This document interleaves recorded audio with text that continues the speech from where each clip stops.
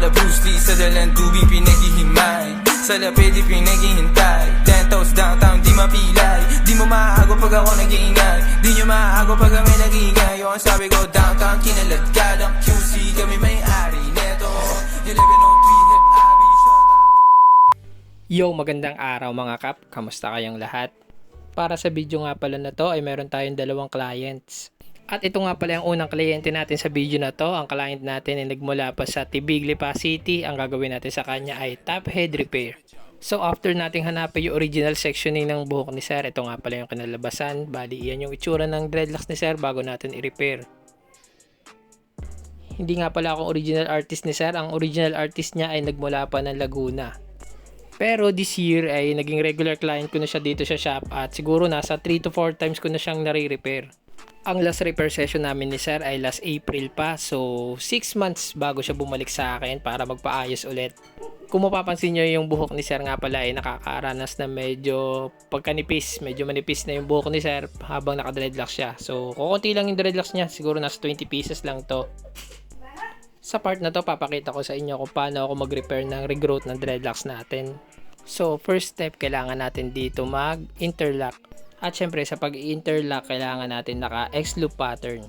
After natin mag-interlock, syempre nakapag-form na tayo ng body and foundation. Pwede na natin tahiin yung mga regrowth ng dreadlocks ni sir. Meron tayong pagpapasukan yan. So dito sa part na to, mag-uumpisa na ako magtahi ng regrowth na buhok ni sir. Bale, sinabi ko nga sa inyo, medyo nakakaranas ng pagnipis tong buhok ni sir. Medyo manipis na siya lalo sa bandang roots. So, para masustain niya yung paghahawak ng dreadlocks ni sir, kailangan natin mag-additional binding dito. Sa part na to makikita nyo, nag-add ako ng kaunting-kaunting buhok lang. Hindi naman siya tipong magiging mabigat yung dreadlocks niya.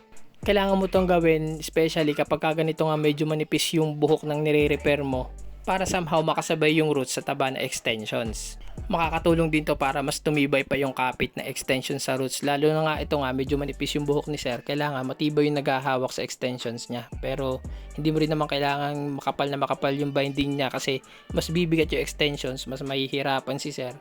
At ito na nga yung resulta ng ginawa ko kanina. Kita nyo naman dyan, from roots hanggang extensions ay pantay siya, hindi naman siya sobrang napapag-iwanan. At dito na nga, tapos na nga tayo sa unang kliyente sa video na to. Ito na yung final result ng repair session natin ngayong araw. One eternity later. So dito naman tayo sa pangalawang client natin para sa video na to.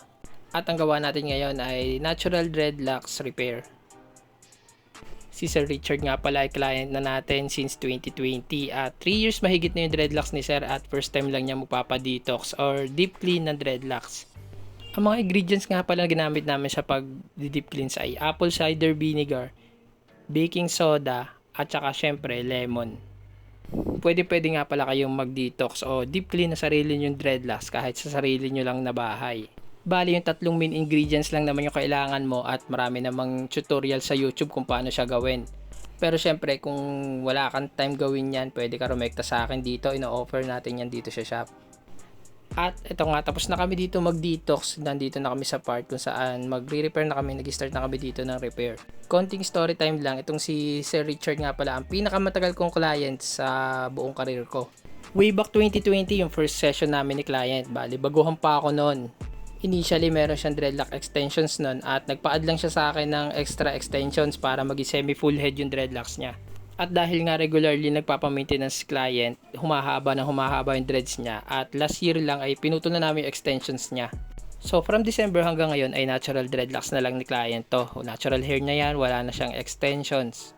At dito na nga, tapos na kami mag-session ni client. Ito nga pala yung kinalabasan, malinis na yung anit, malinis na from roots, papunta sa tips. Kaya kung isa ka sa mga interested clients within Batangas, pwede po ako mag-home service. Located po ang shop ko sa Pusilipa City, Batangas. Meron po tayong Facebook, YouTube, and TikTok, The Dreadlocks Factory.